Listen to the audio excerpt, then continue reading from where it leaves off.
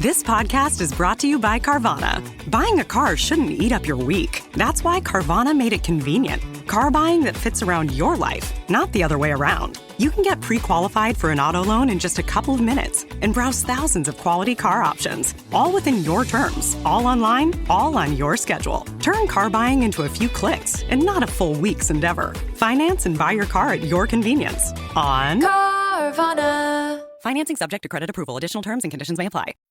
This episode is brought to you by Wayfair. Podcasts follow us everywhere. Whether you're cooking in the kitchen, chilling in the living room, or pretending to fold laundry in the bedroom. And with Wayfair, every one of those rooms can tell a story of its own. Their curated collections of furniture styles and prices make Wayfair the trusted destination to turn your home into your happy place. Shop everything home at wayfair.com with free and easy delivery straight to your door. Wayfair, every style, every home.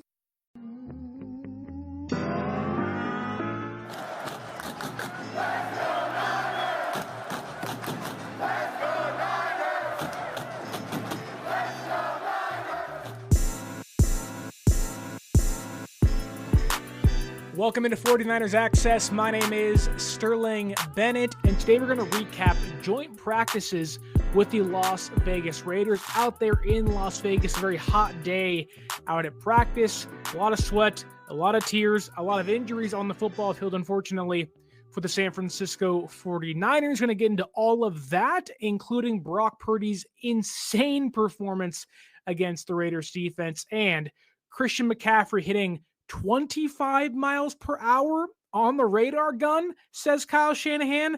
We'll get into all that and more on today's show, but don't forget to like, share, subscribe, and leave us that 5-star audio podcast review. And let's dive into a hard-hitting day of San Francisco 49ers joint practices. And let's start things off with, unfortunately, what has been a common theme amongst the Niners practices this season, and that is the injury bug continues to bite San Francisco.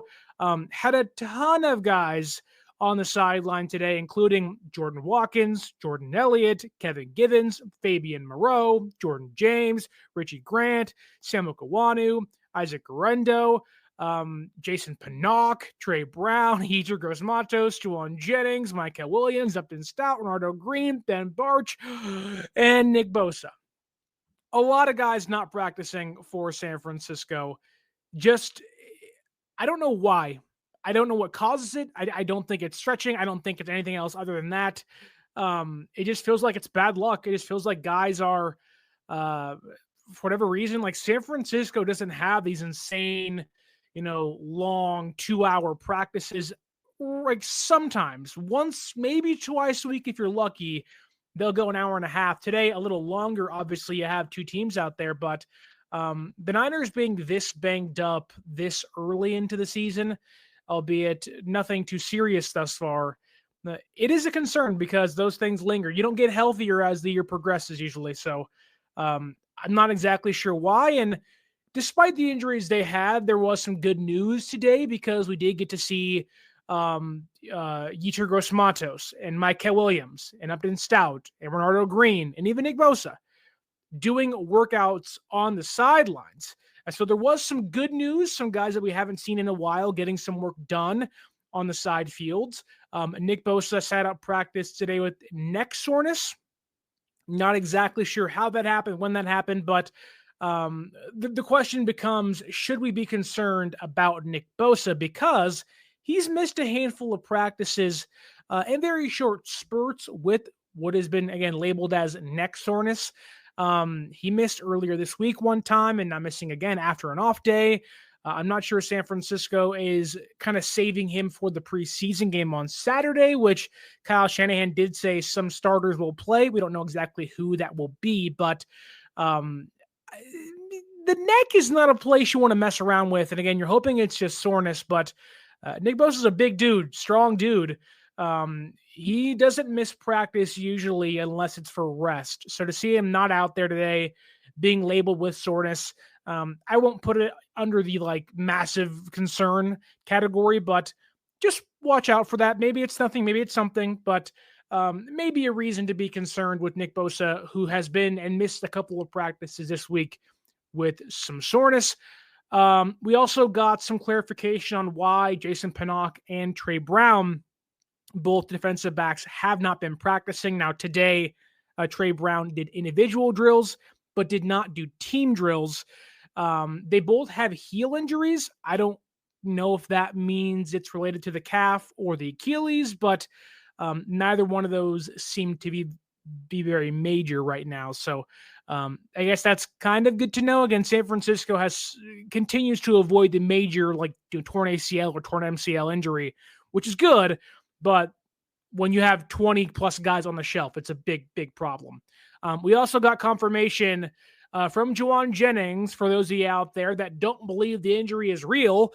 Earlier this morning on Instagram, on his IG story, he posted himself getting treatment in Las Vegas with the team doctors and team training staff. So yes, Jauan Jennings' injury is real. Yes, the calf injury is a concern. Yes, he hasn't practiced in about a week and a half.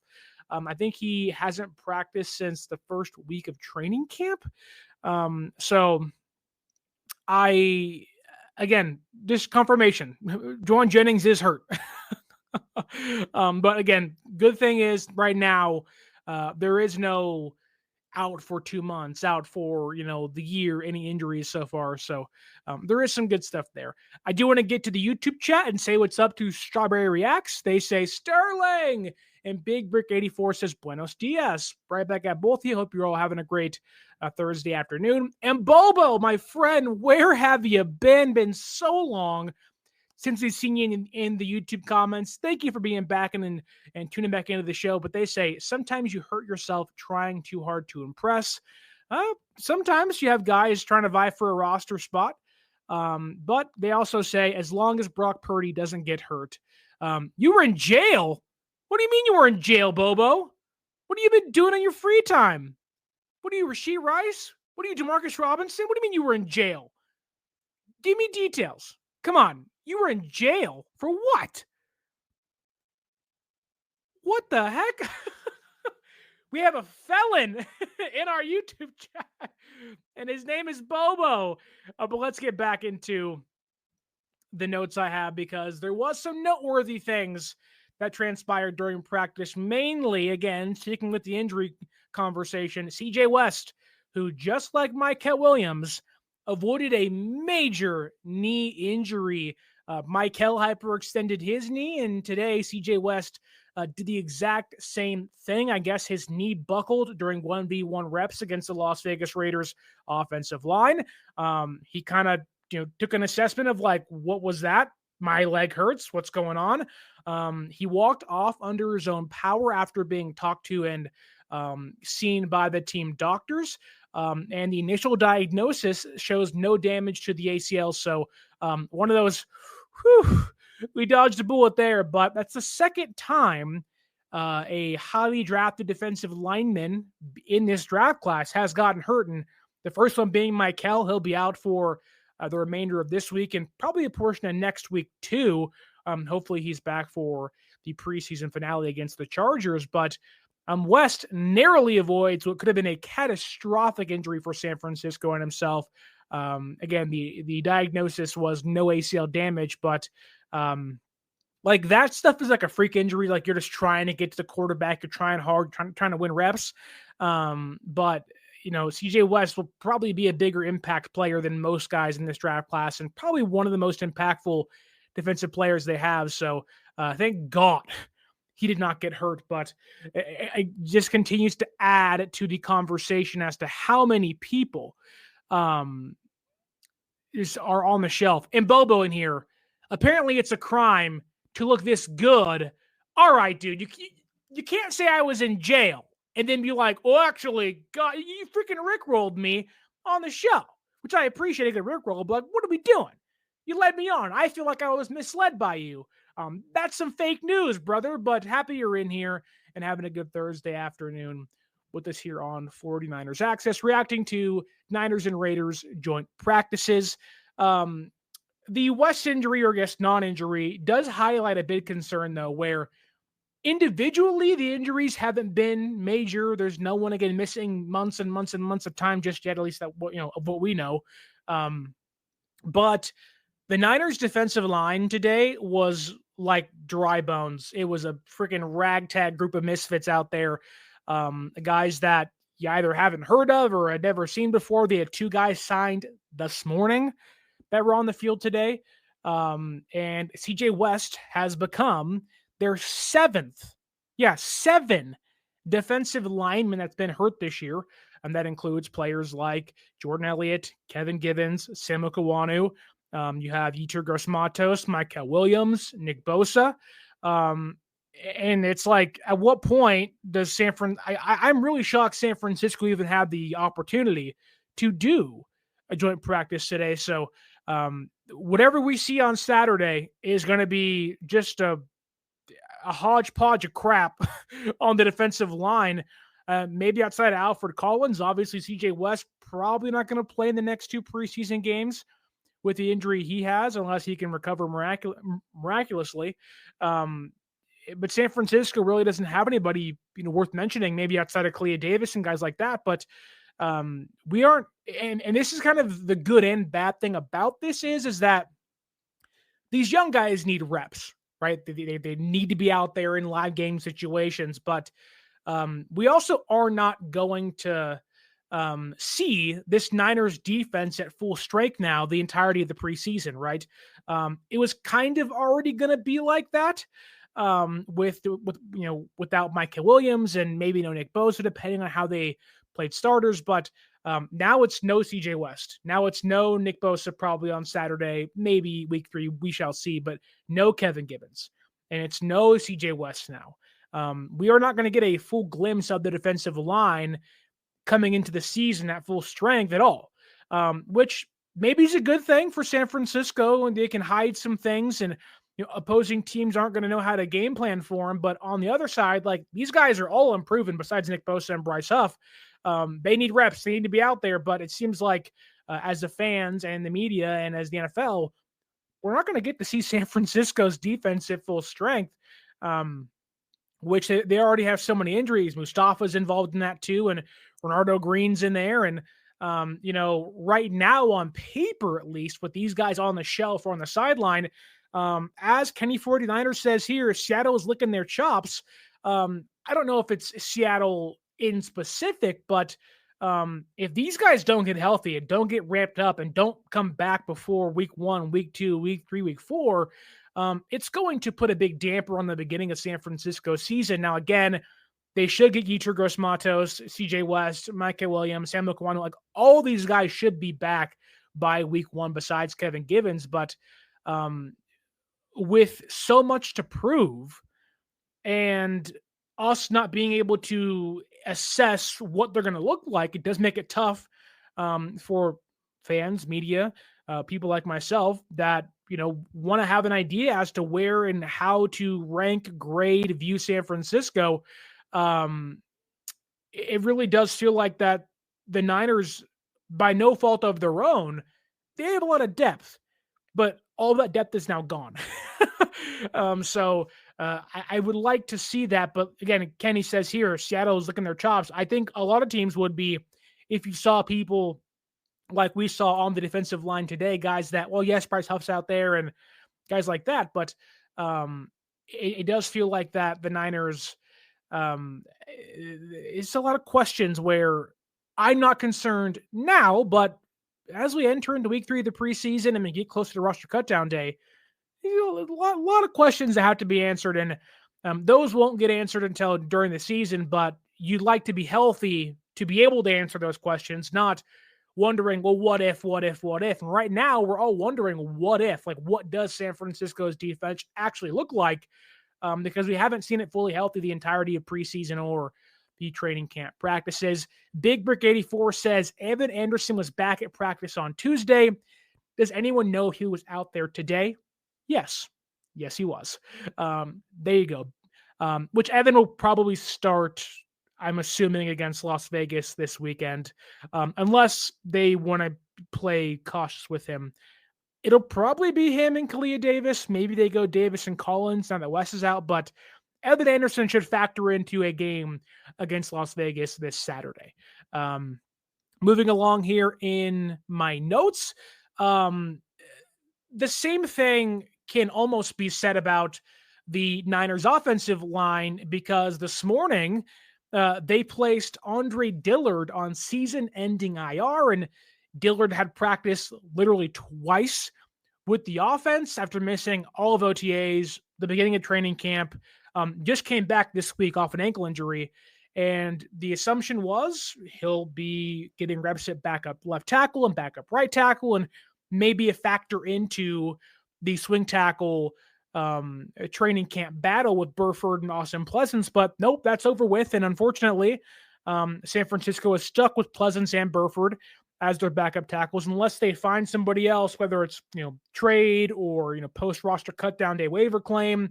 But like the defensive line, the offensive line is also kind of in shambles, and in a not so serious way, like not as bad as the defensive line is currently, because Trent's healthy, Brendel's healthy, Poone's healthy, and so is McKivitz. But Ben Barch, who hurt his elbow, I guess, in the last practice a couple days ago, he was not practicing today, and there was no sling, there was no padded up on his elbow. But when he's already missing time for the second time in training camp, like, that's a concern. And today there was a different rotation on the offensive line, which more so looked like how it did to begin training camp than how it has looked the last couple of weeks. But Trent Williams did individual drills, warmed up, and then didn't do team drills, which I don't love, but I understand it.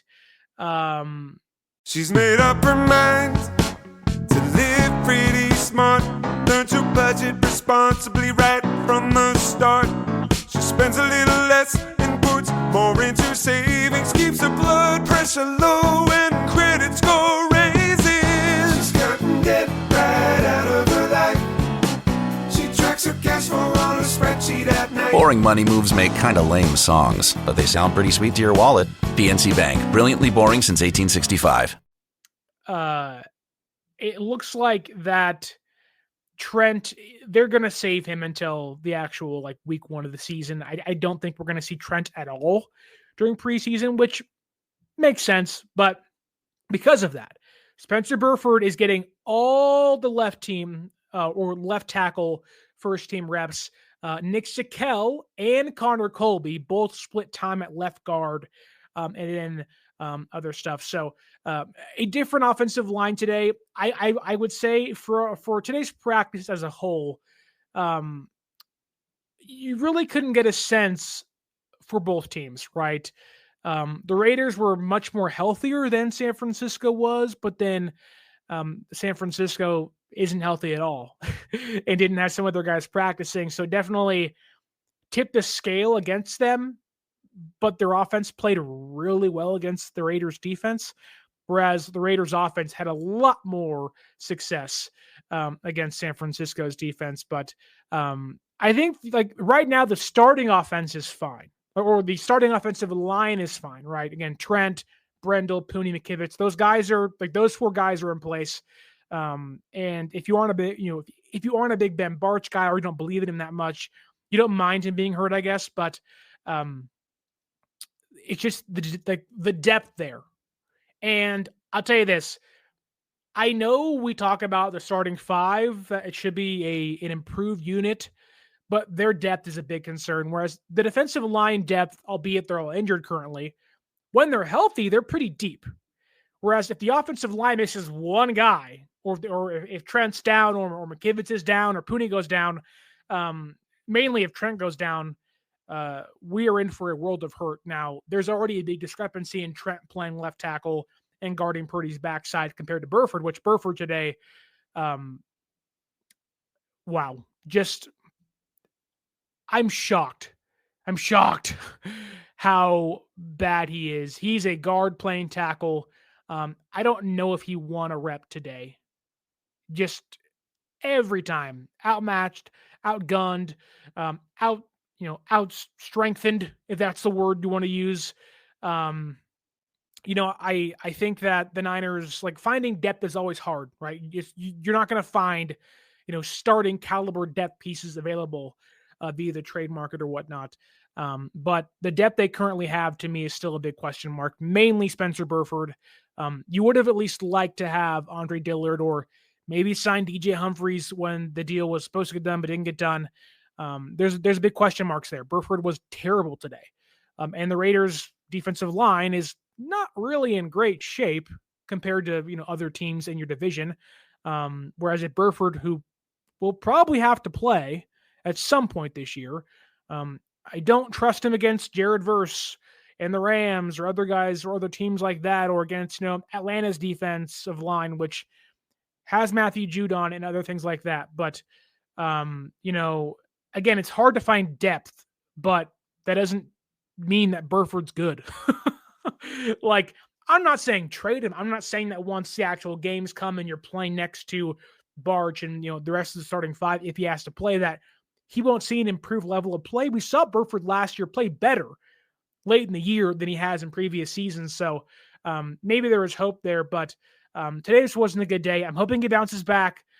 Maybe Saturday will give us a better sign, but even then, I'm a little nervous about Brock Purdy playing on Saturday, which he's supposed to against the Raiders, with Burford blocking his backside. So I'm hoping that it's a very easy and simple game plan. Let's not get our quarterback killed by Burford, because we don't know if the Raiders are going to play starters this week, so maybe that's a difference maker.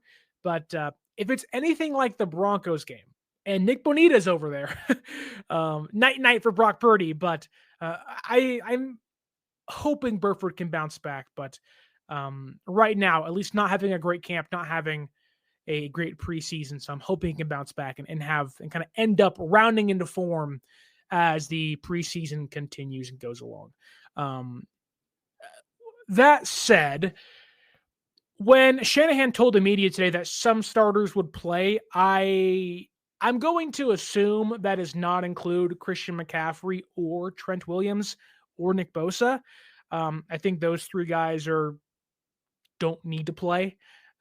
Purdy should play, or at least, if he's going to play, he should be in there with the starters. I think you'll see Brendel, Pooney, McKivitz. You'll see most of, it would be reckless and just downright idiotic to not have your starting offensive line without Trent Williams out there to block for Brock Purdy. So I'm assuming that'll be the case. I don't know exactly who runs with the ones. I'm sure Pearsall will play. Jacob Cowling did practice today, did do team drills. He'll probably play this Saturday, make his preseason debut. I think that, but other than Trent and Nick Bosa and Christian McCaffrey, I think all the starters will probably play. Maybe you can convince me that Lenoir shouldn't, with Renardo Green hurt, but and with Lenoir kind of battling a hip injury still, who he was not good today either. But maybe you can convince me of that. But I think you're going to see 90% of the starters play, of the guys that aren't hurt. But let's see.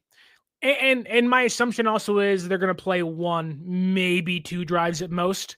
I was even shocked that they even were going to play him this week because of the joint practice. But I guess Kyle wants to see more, which isn't always a bad thing. But I would not expect too much of those guys against Las Vegas, which, knowing my luck, they'll play the entire first quarter.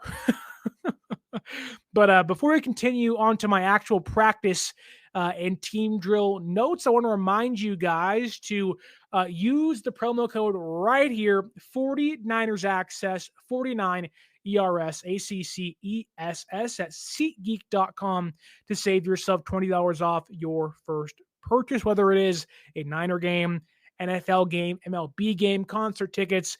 Use that promo code and save yourself $20 off your first purchase. Leon Sandcastle asks here in the YouTube chat, are there any Mustafa injury updates or a timeline?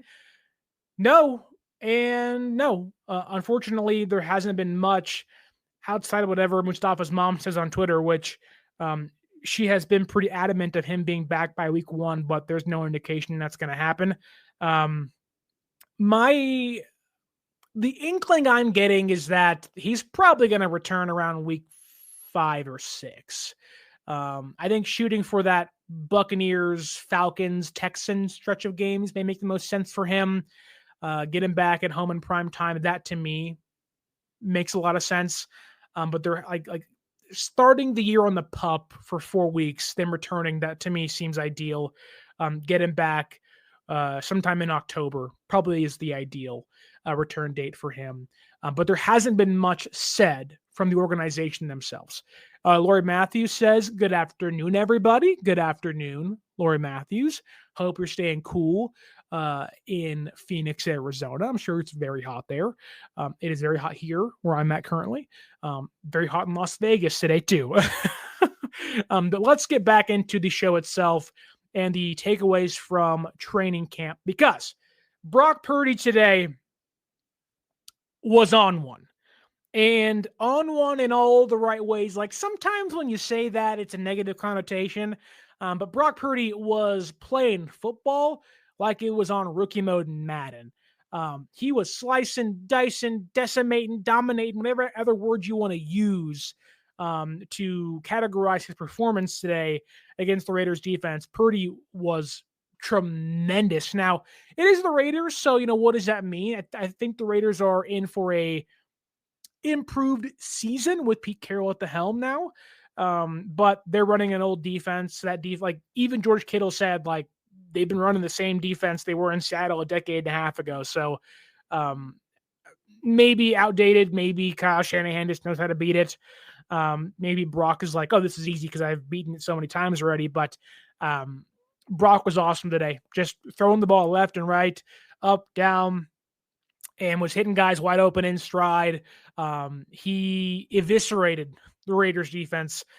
He had 2 touchdowns today, had a wide open 20-yard touchdown pass to Kyle Juszczyk near the sideline, then also split the safeties for a deep touchdown to Ricky Pearsall over the middle. So a solid day for Brock Purdy walking into an off day tomorrow, leading into preseason week 2 against the Silver and Black on Saturday. But an awesome day for him. Looked in rhythm for missing guys like Ayuk and Jennings and, not having Jordan Watkins and really having this like rotation of number 1 receivers this year.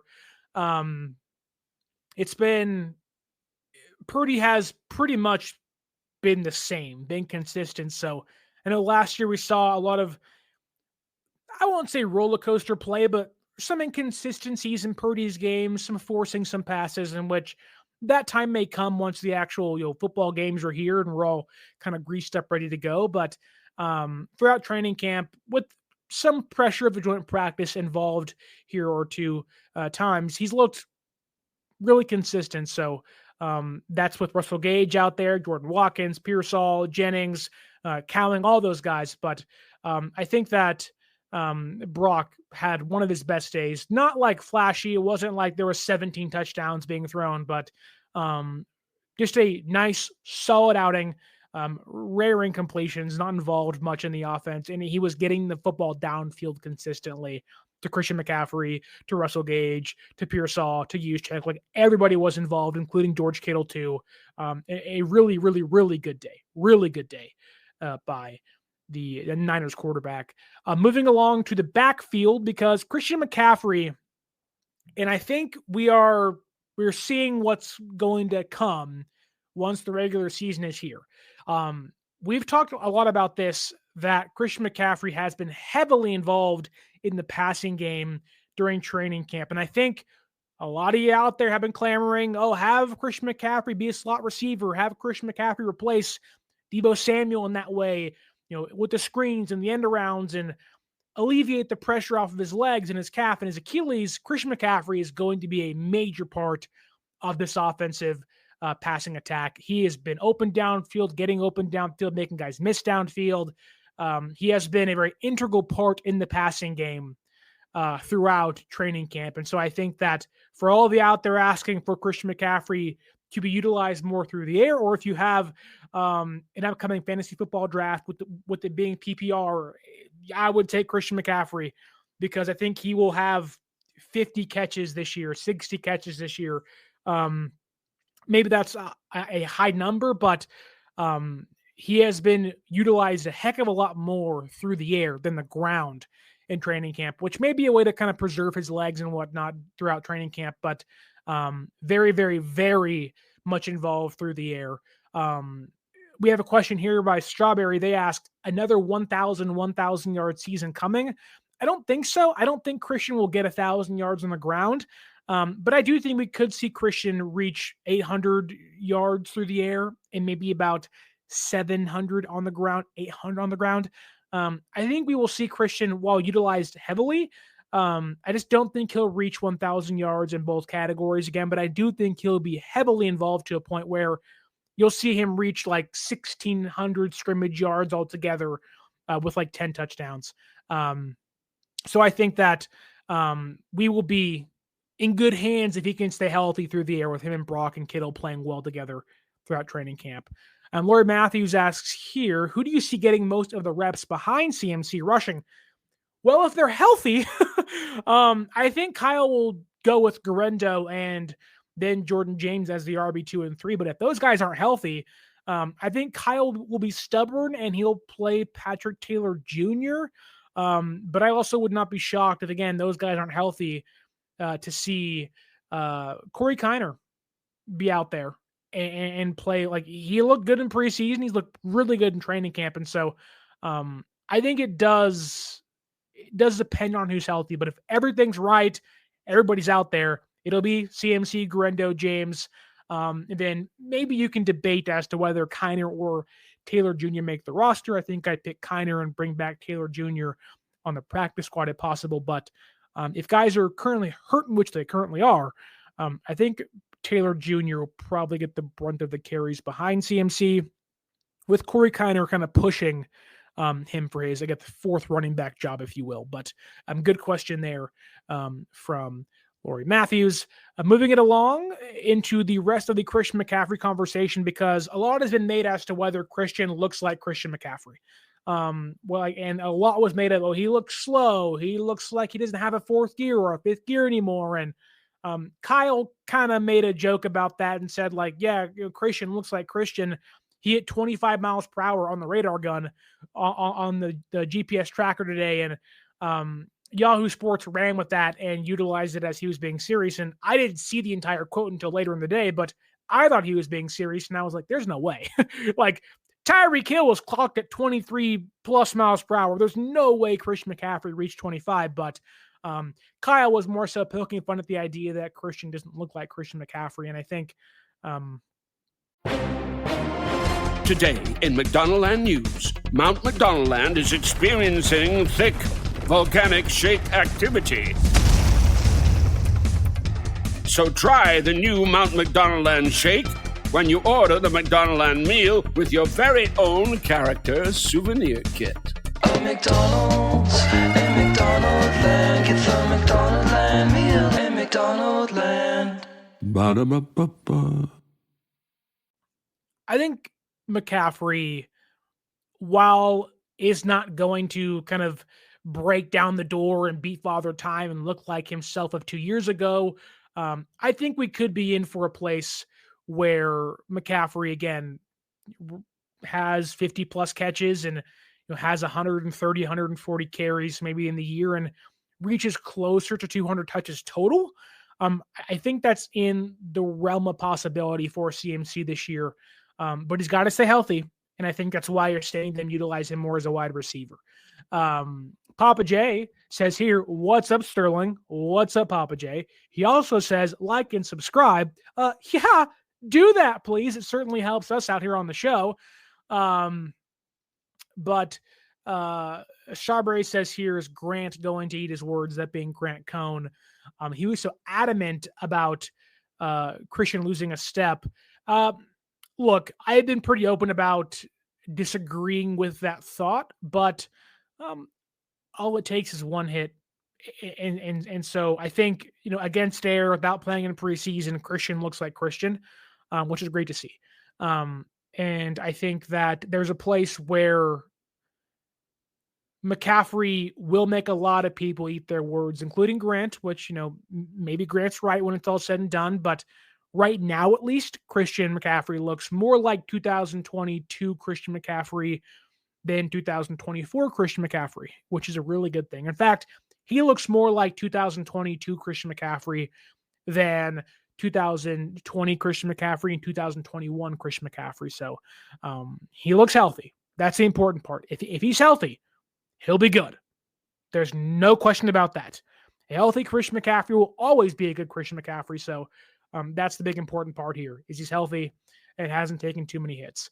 Getting more into my notes here, I do want to highlight Russell Gage. He was, and I don't say this lightly, he was abusing the Raiders wide receivers in 1v1s. He's a bigger body guy, so I get that. But I think that for as much as we've talked about him during training camp and the joint practice, takeaways and recaps, Russell Gage may be in for a bigger preseason week 2 than week 1.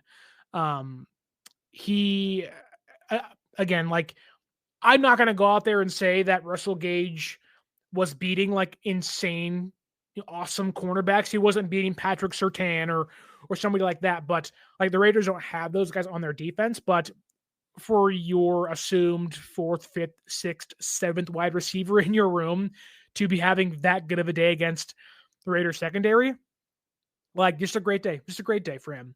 And I think he again is pushing for a roster spot, if not already getting one. At this point in time, again, the injuries will determine as to what happens. Like if Jordan Watkins finds himself on IR to begin the year, then Gage is guaranteed a job. And really, if Ayuk's out too and Robinson's out, like Gage is kind of locked in. Like he's here. And I think having a great day today was kind of a nice cherry on top of an already really good training camp and joint practices sessions.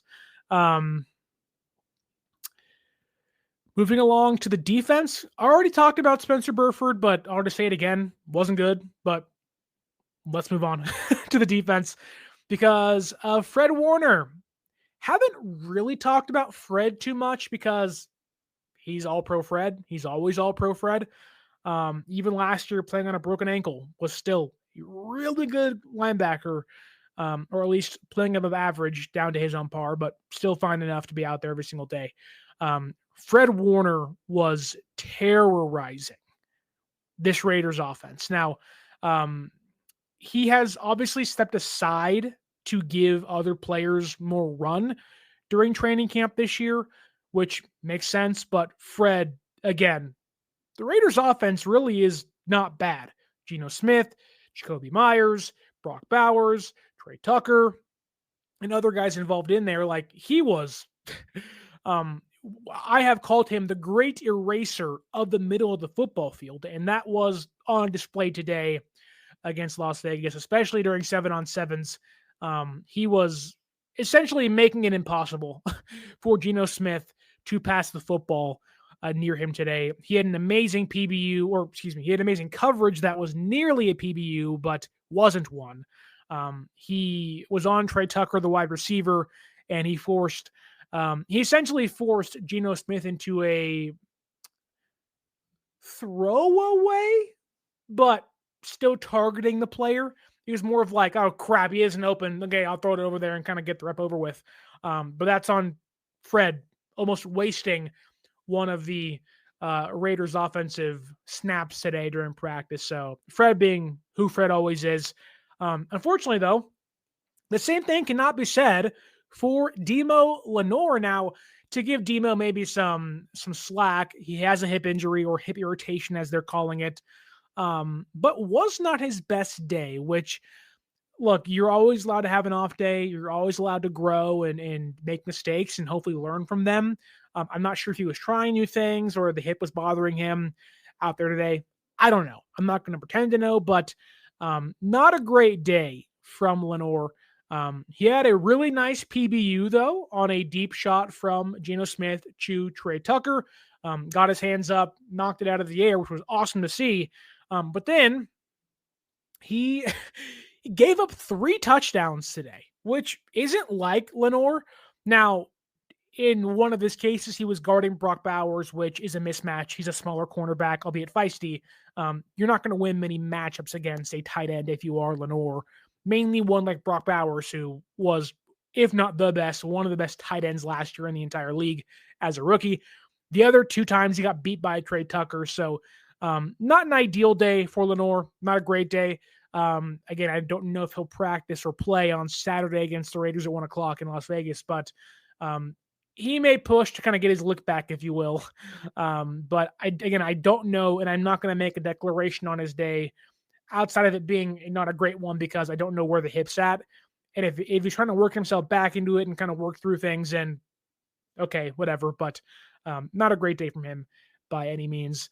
Then there's Chase Lucas, a guy that with Upton Stout being on the sideline and Trey Brown not taking any team drill snaps today, Chase Lucas, like the preseason game against the Broncos, got every single rep for the defense. Didn't take a single snap off today in practice.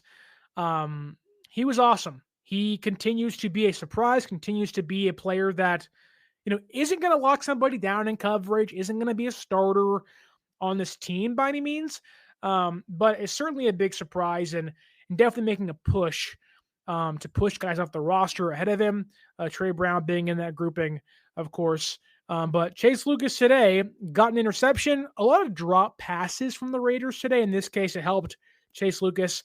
Drop pass led to his INT, but nonetheless, a good day from Chase Lucas again, who continues to get first, second, and third team reps. So I'm expecting the same thing from him against the Raiders as we saw against the Broncos, which the Broncos are a much better team than Las Vegas. I think their offenses are similar,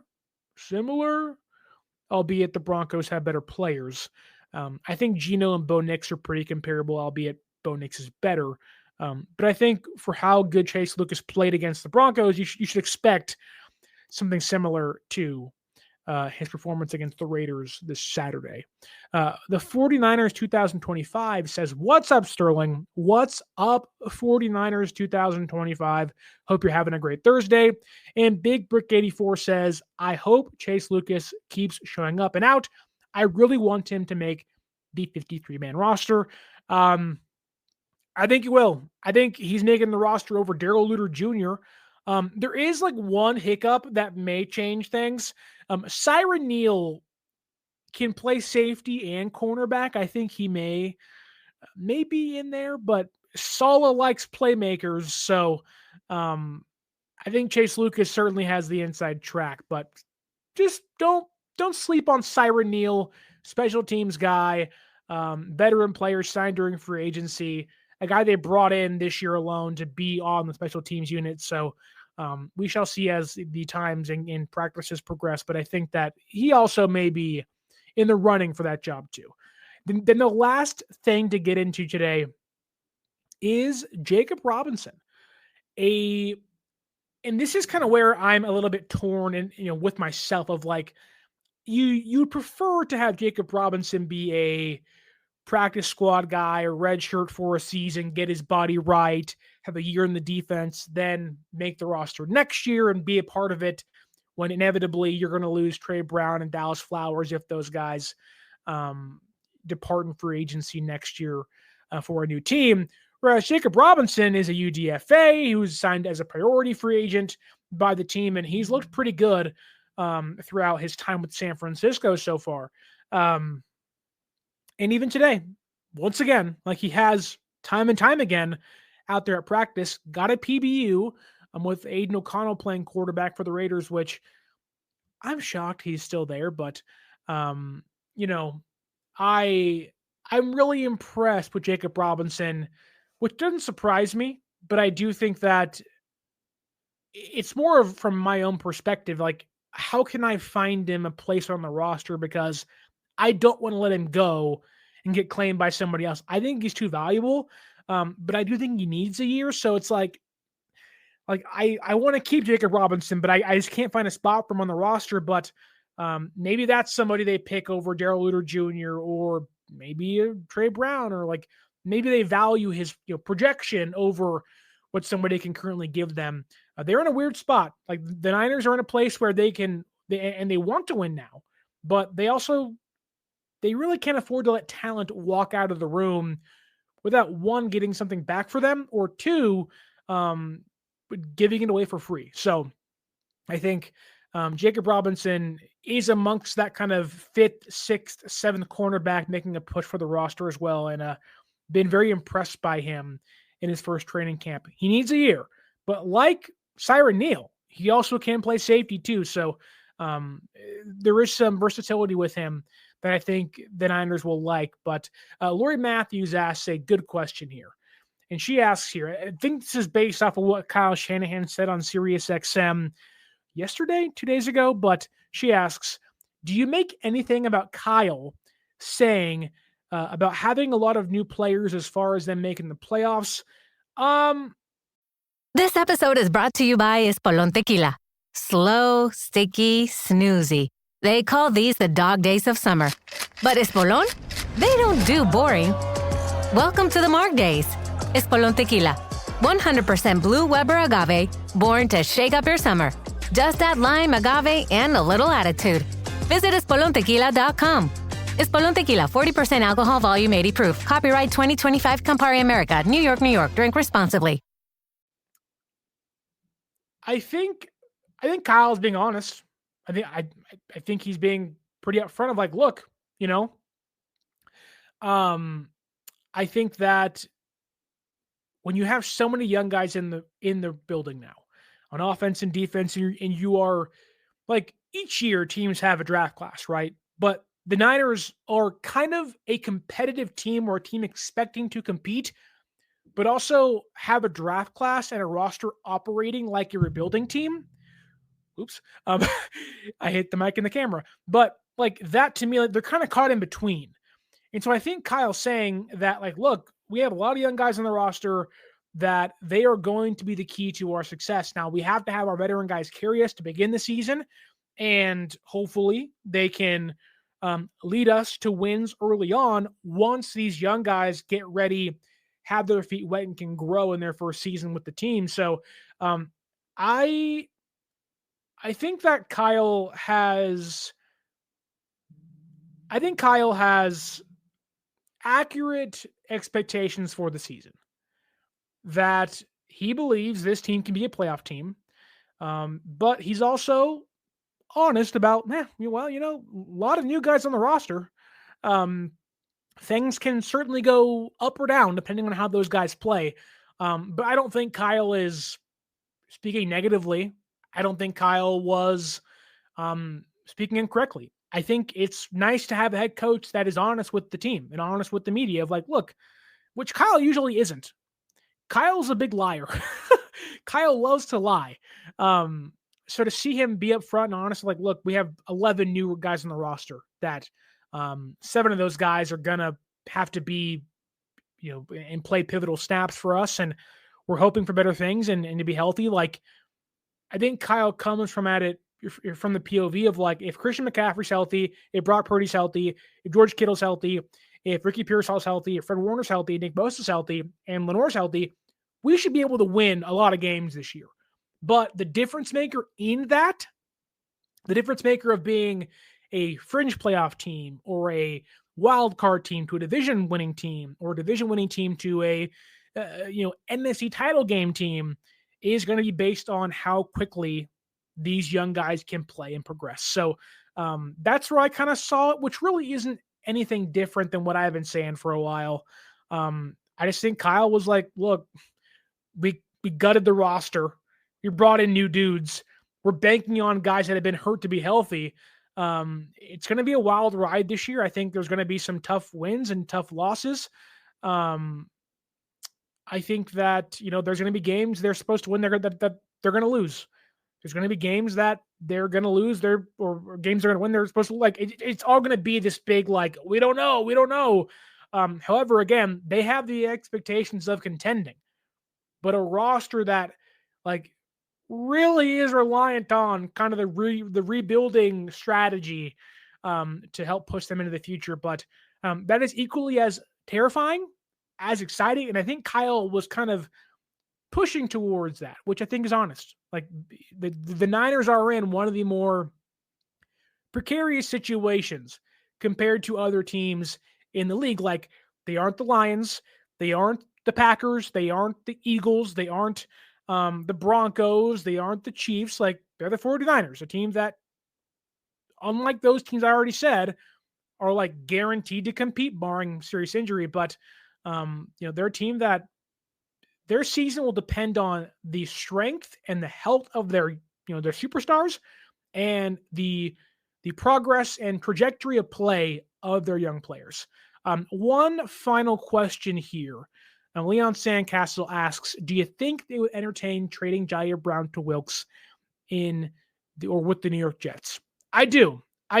You can certainly have the conversation then about, maybe that opens a door for Chase Lucas, Darrell Luter Jr., Siren Neal, like that fifth safety. But that depends on how they view Mustafa's health and returning, Marquis Siegel, which they seem to view him as a first-team player already on defense.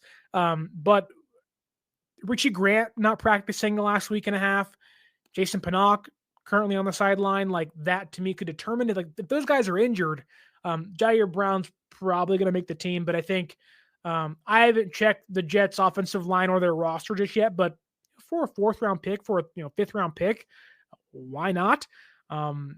That could be a win-win for them. The Jets rebuilding kind of, and the Niners need more draft picks, need to get younger. And, a fifth-round offensive lineman doesn't sound that bad next year. I think, especially with Burford and Pleasance, like this team has neglected the offensive line for too long. Despite how great Connor Colby, Andrew Moss have been in their first training camp ever, in the NFL, like they really, really have to address the offensive line. And so whether that is getting a depth piece via trade or getting a draft pick to maybe get one of those later, that to me would not be a bad deal. But I don't know if they would do that if Grant or Richie or if Pinnock and Grant are on the sideline. But it certainly will be something to watch. Brown practiced today. I hope, and I think he'll play against the Raiders. So not to say he's playing for his job, but he certainly has 2 more days to kind of prove himself to this defense with new coordinator and Sala and new special teams coach and Brant Boyer. Like there's no promise he makes the roster, but again, safety is a big fluctuation point.